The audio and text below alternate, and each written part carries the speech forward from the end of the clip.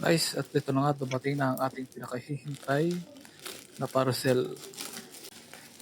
Walang iba kundi ang Abidus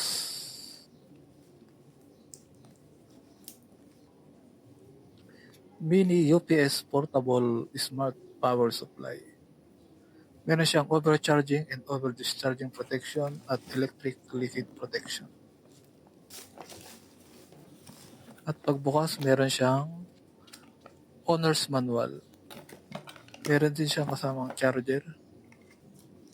At meron din siyang kasamang DC splitter, mga idol. At syempre ang panghuli ay ang item mismo na Abidus 20,000 mAh. So as you can see guys, meron siyang DC in na 12 volt, meron siyang Type C at Type A na charging port, at meron din siyang 5 volt, 9 volt at 12 volt na DC out. So yan lang mga idol. Bukod dyan mga lods, wala na kayong ibang makikita pang saksakan.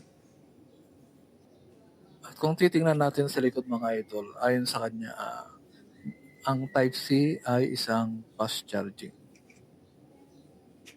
At syempre dahil bago, sinubukan natin ang ating Abidus yan, at gumana naman siya mga idol using the 100% battery full. Yan, as you can see, nakapula siya mga lods. So ibig sabihin yan, ang ginagamit natin ay ang kanyang battery.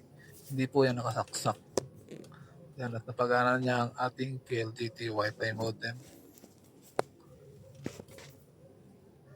Okay, so titignan na lang natin kung ilang hours ba ang kakayanin nito na mapatakbo ang ating Wi-Fi modem.